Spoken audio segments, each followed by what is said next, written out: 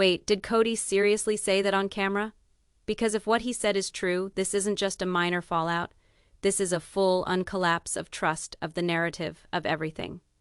Hey besties, welcome back to the channel. If you thought the drama in Sister Wives couldn't get any deeper, buckle up because Kody just dropped a truth bomb that not only changes everything, it also reveals what he really thinks about Christine, her new marriage to David, and the entire fallout of his so-called plural family. Now, I don't usually say this, but when I saw this moment, I had to pause, rewind, and literally stare at my screen in disbelief, because this wasn't an accidental slip-up.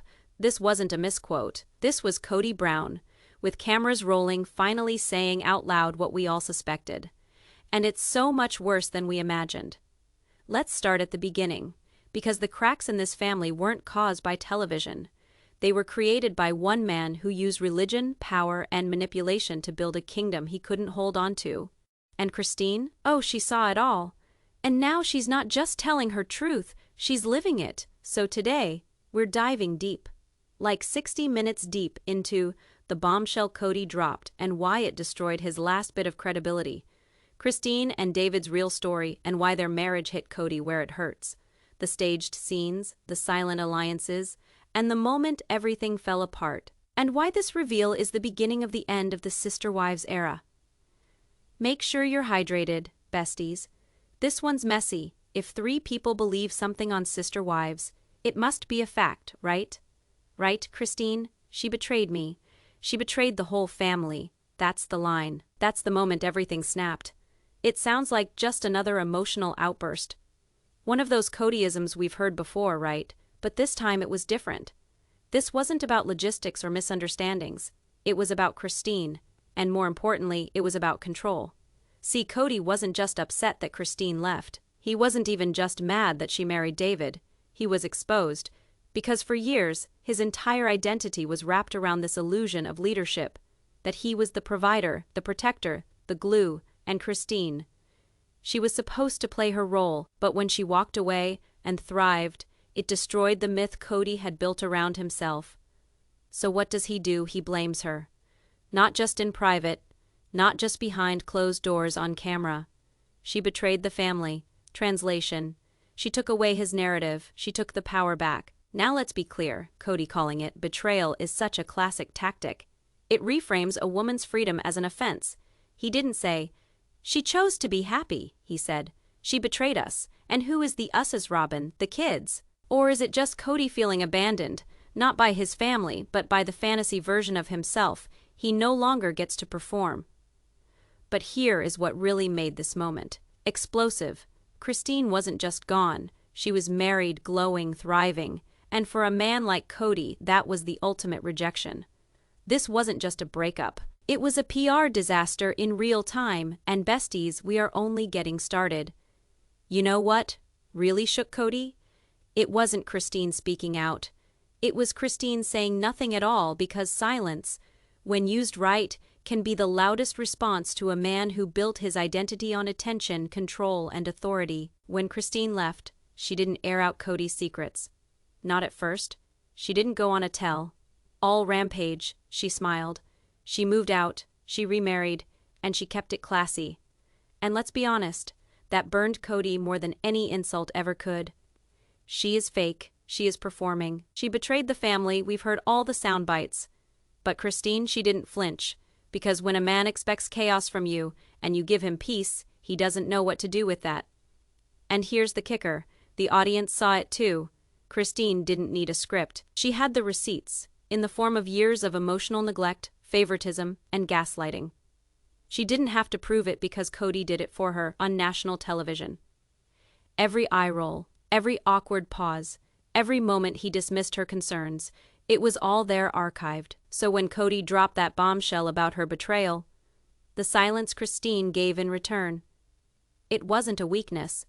It was power, because walking away in peace was the one thing he never saw coming, and now she's happily married to a man who celebrates her, not controls her. Christine's life isn't a response to Kody anymore.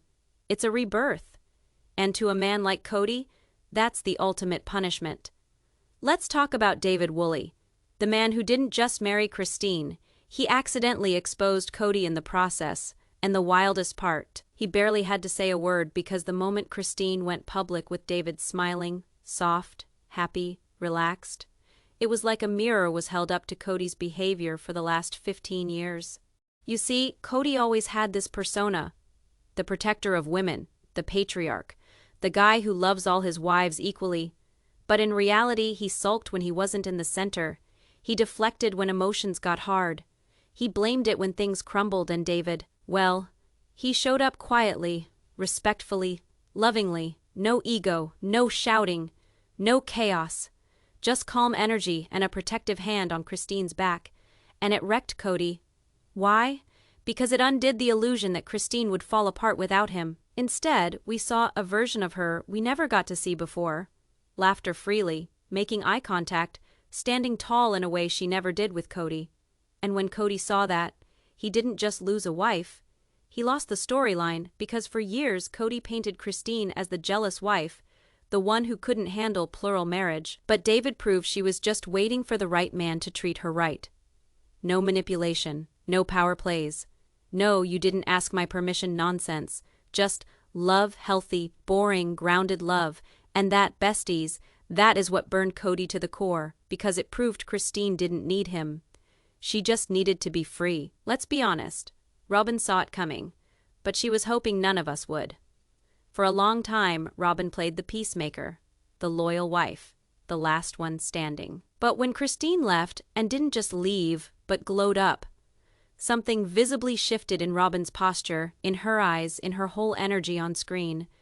Because deep down, Robyn knew, if Christine could walk away and still win, what did that say about everything Robyn sacrificed to stay? Here is the truth, besties. Robyn didn't marry Kody out of desperation. She chose him. She chose a man who already had 3 wives, 15 kids, and a spiraling ego because she thought she would be the favorite. And she was right. He gave her everything: time, attention, protection. The other wives slowly disappeared from the rotation, but with that spotlight came the pressure and the responsibility to keep him emotionally afloat. Because when the other wives left, Robyn stopped being the favorite and started being the only one left holding the emotional baggage. And now, Christine's with David, Janelle is living life on her own terms, Mary is no longer buying Kody's excuses. And Robyn, she is stuck with a man who has no one else to blame anymore. And you could see it, the moment her face dropped during that conversation about Christine's marriage. She tried to smile, she tried to hold it together, but in her eyes, there was something else: regret. Because whether she'll ever admit it or not, Robyn was promised a kingdom. A big, happy family, unity, spiritual harmony. But what did she get instead? The public shaming, the husband drowning in his own bitterness, and a family in ruins were all done in the name of God's plan. Christine's exit didn't just expose Kody, it cornered Robyn. It proved that loyalty, blind, unquestioning loyalty, doesn't always get rewarded. It more often gets taken for granted. And that moment, when Robyn realized Kody wasn't grieving the loss of a wife, he was grieving the loss of control. That is when everything started to unravel for her too. Because if Kody was willing to drag Christine on national television, what happens when Robyn disappoints him? It is a house of cards. Besties. And now, with David in the picture and Christine holding the high ground, Robyn's realizing she didn't win. She inherited a mess. Let's be honest. If you really want to know what is going on in this family, don't listen to Kody. Listen to the kids. Because while Kody spins stories on camera, while Robyn cries in her perfectly lit interviews, Christine chooses peace and Mary posts cryptic quotes. The kids, they've stopped performing. They're not trying to make anyone look good anymore. They're not trying to protect Dad's image. They've lived it. They've felt it. And now, they're telling it like it is. Let's start with Gwendolyn, who has been casually dropping bombs on her YouTube recaps, calling out Kody's favoritism, his neglect, and how he treats the older kids like burdens the moment they stop agreeing with him. Then there is Peden, who openly admits Kody plays the good dad only when the cameras are rolling. And don't forget Gabriel, who literally cried on national television because his father forgot his birthday. During a pandemic, after months of distance, let that sink in. This isn't about Christine or Robyn anymore. This is about the emotional fallout of a man who thought leadership meant control, not love. The kids are not confused. They're not angry at the situation. They're not struggling to adjust to change. They're waking up and they're speaking out. Even the younger ones, the ones still under Robyn's roof, are being sheltered so hard that fans have started calling it out. Because Robyn knows, the minute they grow up and form their own opinions, they'll start seeing the pattern too. Here is what is really wild. Christine's kids, they're still close with her. They visit, they support. They love David, they chose her. That is not manipulation, that is respect. Meanwhile, Kody's relationships with his older children falling apart. Because when they challenged him, he walked away. So when Kody says, "I just want a relationship with my kids," let's be honest, what he really means is, I want a relationship on my terms, but the kids aren't having it anymore. And that is what makes this so powerful, besties. Because the truth is no longer hidden in production cuts or TLC edits. It is in the eyes, the words, the tone of the children who lived it, and who are done protecting the lie. You know how people say a picture is worth 1,000 words? Well, Christine's wedding photos were worth millions, because the moment those images dropped, Christine in her white dress, David smiling ear to ear, surrounded by kids, friends, and actual joy, the entire Sister Wives narrative imploded. And you know Kody saw them, and you know it destroyed him inside, because this wasn't just a wedding, this was a statement. Christine wasn't just moving on, she was celebrating the life Kody told the world she'd never have. Let's go back, shall we? For years, Kody told the audience, and probably himself, that Christine was dramatic, jealous, not committed to the lifestyle, too emotional. But guess what? She wasn't the problem, she was exhausted. And her wedding proved that, because for the first time in over a decade, Christine was centered, loved, and visible in her own story. And besties, did you see the way her kids looked at her that day? That wasn't just happiness, that was validation. That was, "Mom, you did it. You left, you healed. You chose better." Meanwhile, where was Kody? Not invited, not mentioned, not welcome. And that is what really broke him, because Christine didn't just walk away, she flourished. And she did it without asking his permission. Think about the contrast. Kody pouting on camera, ranting about betrayal and sacred covenants. Christine danced at her wedding reception like nothing ever held her back. And when TLC showed just a glimpse of that, it undid years of spin because the audience saw it. They felt it. This wasn't just Christine's victory. It was a rejection of everything Kody stood for. And David, he didn't have to trash talk Kody. He didn't have to compete. He just showed up, stood by her side, and smiled like the kind of man who isn't threatened by a strong woman. That is why this wedding wasn't just a ceremony. It was a revolution. And for Kody, it was the moment the illusion shattered for good. Okay, besties, let's have a real moment here. Have you ever noticed how some scenes feel just a little too perfect? Like, suddenly, Kody's in deep reflection mode, Robyn's crying on cue, the lighting is cinematic, and the music swells right as he talks about heartbreak. Yeah, that is not raw reality. That is a production schedule. Sister Wives stopped being a documentary about a plural family years ago. What it is now is a storyline machine. Let's talk about receipts. There are moments, and if you blink, you'll miss them, where you can tell they've staged a conversation, refilmed reactions, or crafted emotional arcs to fit a narrative. But here is the thing. The audience is smarter now. We're noticing the weird edits, the inconsistent timelines, and the dialogue that sounds way too rehearsed. Like, did you really believe that scene where Kody suddenly starts sobbing over Christine's absence, after ignoring her for years? Come on, that wasn't grief, that was damage control. Because once Christine went public with David, and once the internet started rallying around her, TLC had to do something to protect Kody's character arc. Enter the remorseful dad scenes. Kody suddenly devastated. Kody clutching old family photos. Kody, we've heard of Gwendolyn. We watched Gabriel cry. We saw Isabel's surgery story, where Kody didn't show up. So the idea that he's suddenly the wounded father figure, that's not healing. That's script writing. And don't even get me started on Robyn's tears. Every season, every reunion, every time another wife walks away, She cries, but watch closely, the tears always seem to come when the cameras are perfectly positioned, and they often follow Kody's meltdowns, as if to soften his image. It's giving damage control to the co-star. It's giving supporting character in a crisis management campaign. Even Christine's exit was staged in pieces. She was already mentally gone before TLC gave her the green light to announce it. The moving boxes, the carefully timed confessional interviews, that wasn't spontaneous. That was choreographed pain. But here's the problem for TLC. When real life is more compelling than your script, you lose control of the narrative. Christine's wedding, David's quiet strength, the kids' candid comments. They're breaking the fourth wall of this show, and now TLC is scrambling to catch up to reality. Because no matter how many scenes they script, no matter how many shots they retake, the truth is leaking out, and it's so much better than fiction. Alright, besties, it's time we talk about Robyn, not the crying wife, not the I just wanted sisterhood actress we see every season, but the strategist.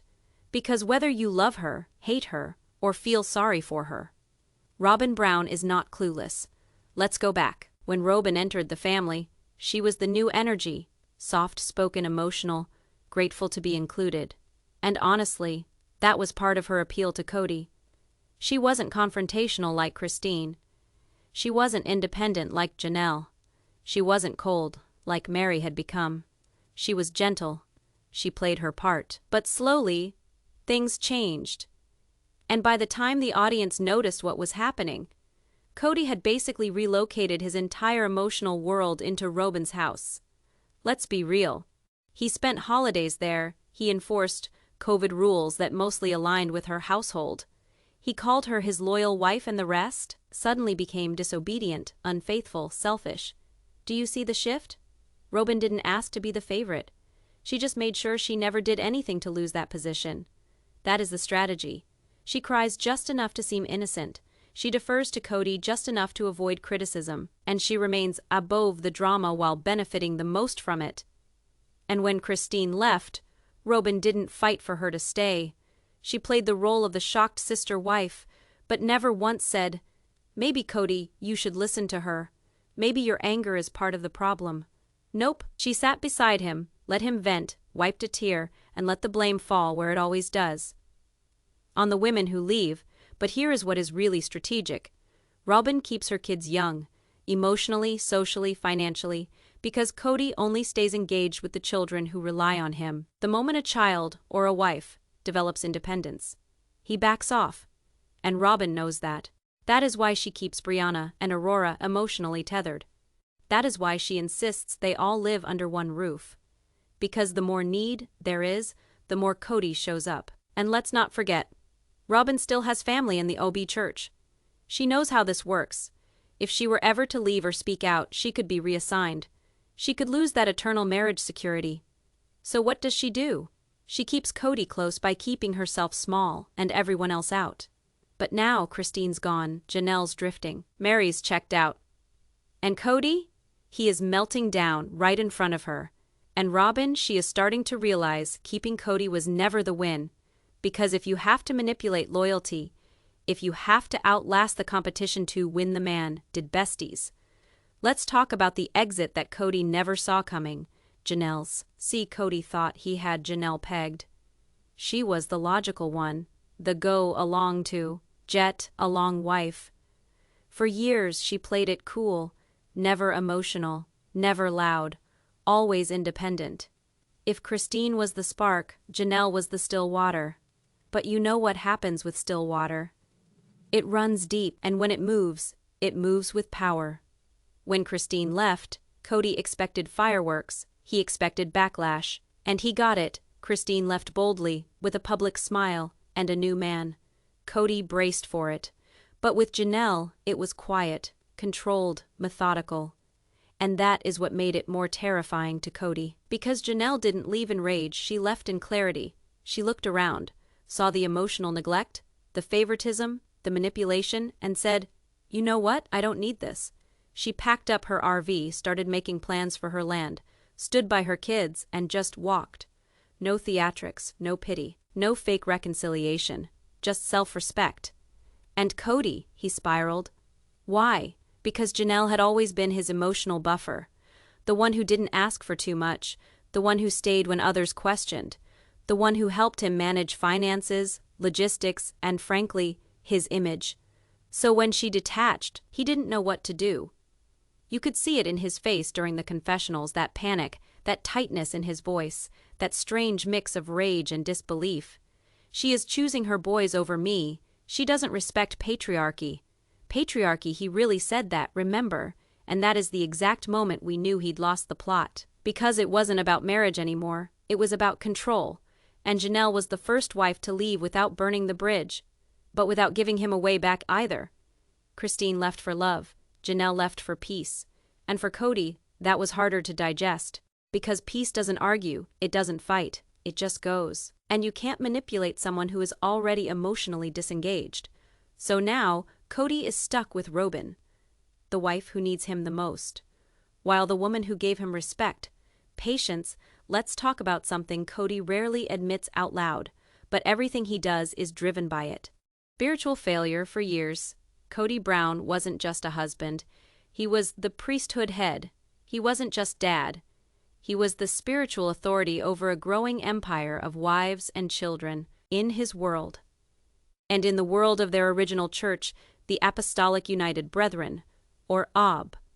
His role wasn't just emotional or financial. It was eternal. Kody wasn't just building a home on earth. He believed he was building his celestial kingdom. Each wife, a piece of that kingdom. Each child, a legacy. Every marriage, a God-given responsibility. But when Christine left, especially when she remarried, that whole system shattered. Because, in their doctrine, a woman sealed to a man for eternity is his. He's responsible for her salvation. She cannot, under their spiritual law, just go find another husband and reassign herself. So imagine the terror Kody felt watching Christine not just leave, but publicly remarry. In the eyes of his belief system, that is cosmic betrayal. And more importantly, it is cosmic failure. Now layer on top of that, Janelle walked away, unafraid, Mary finally letting go. Robyn alone now, still holding on to that heavenly hope. And what do you get? A prophet without a congregation. You could see Kody start spiraling when he began to rant about loyalty, covenants, and even patriarchy, words he never used that often before. Why? Because his spiritual grip was slipping, and he knew it. And let's not forget, Robyn knows this doctrine too. She is not new to this. Her family is still tied into the AB. She has heard it preached, and she understands the implications if she's no longer part of a functioning plural marriage. Which might explain why Kody suddenly started dangling the idea of taking new wives again, even though he's emotionally and physically drained. It is not about love anymore. It is about the appearance. If he can act like he is still living the principle, if he can fake the structure of polygamy, maybe, just maybe, he can convince himself and others he has not failed spiritually. But here is the thing, Christine knew all of this. And she left anyway. That is how deep the dysfunction ran. She no longer cared about celestial assignments. She cared about being seen, respected, and free. And Kody, he can't take that. Because when your entire identity is built on being the spiritual leader of women who no longer follow you, what is left of you? That is the fallout, besties. Not just a broken family, but a broken man desperately clinging to a spiritual system that no longer works and was never designed to survive independent women. Let's get real. Besties. For over a decade, Kody Brown has positioned himself as the face of ethical polygamy. A progressive man of faith, a husband who is devoted to not one, but 4 women. A father of 18, a leader, a protector, a spiritual anchor. But after 17 seasons of Sister Wives, we now know the truth. Kody wasn't practicing polygamy. He was managing a harem of emotional labor. And he got exposed. Slowly, painfully, on camera. Let's break it down. At best, polygamy is pitched as a family model based on unity, shared values, and mutual respect. But the version Kody sold, it was built upon hierarchy, control, and ego. When Robyn entered the family, suddenly, the equal love idea evaporated. He started prioritizing her time, living at her house full-time, parenting her children more closely than his own biological kids. And slowly Mary, Janelle, and Christine became background characters in their own marriages. That is not polygamy. That is emotional abandonment dressed up in religion. Kody's idea of plural marriage was never about spiritual fulfillment. It was about centralized power, multiple wives, multiple kids, and complete control over the narrative. Think about it. Every time a wife confronted him, he called it disrespect. Every time a child disagreed with him, he accused them of being influenced by their mothers. Every time a woman left, he framed it as betrayal, not survival. Kody didn't want sister wives, he wanted sister subordinates. And as long as everyone played along, he was happy to play father king.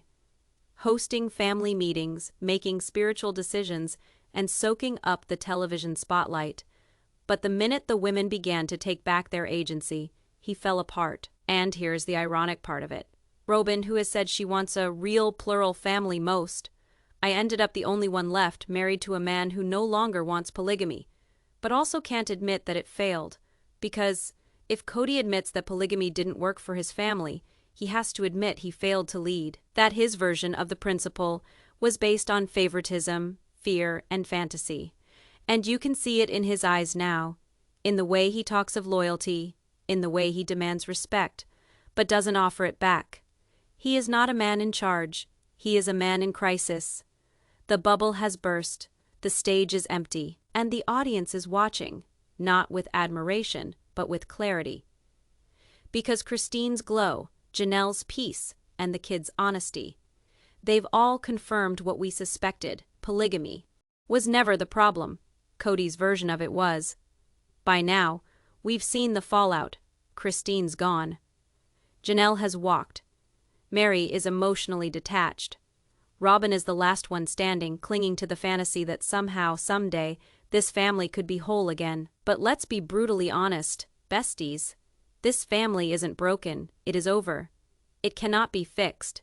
There is no group session of therapy, no holiday reunion, no one-season miracle arc that can put this puzzle back together.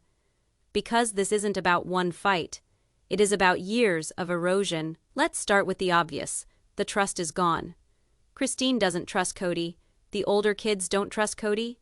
Even Robyn, deep down in her heart, does not believe that Kody's love for her is steadfast, not performative. How do you rebuild a family when every foundational piece has cracked? You can't. And yet Kody keeps talking like it is salvageable. Maybe when the kids apologize, or the ex-wives repent, or when Robyn continues to hold the torch long enough, they can all be together once more.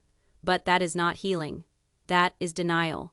Christine has repartnered. She is building a life that no longer orbits Kody's gravitational pull. Janelle is all about land, independence, and her kids.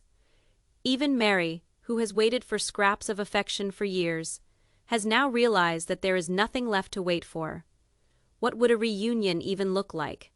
Kody lecturing from the head of the table, Robyn crying about how she wanted sisterhood. Christine acting like those years of rejection never happened. Come on, you can't fix a family with storylines and nostalgia. You can only fix it with accountability. And that's what's missing. Kody hasn't taken real responsibility, not once. He blames COVID, the children, Christine's bad attitude, even Janelle's disobedience, but never himself. Without that ownership, there is no space for forgiveness, only resentment. What we're watching isn't a family trying to heal. We're watching a slow, reluctant divorce from an identity Kody can't let go of. Because if he is not the head of a plural family, then what is he?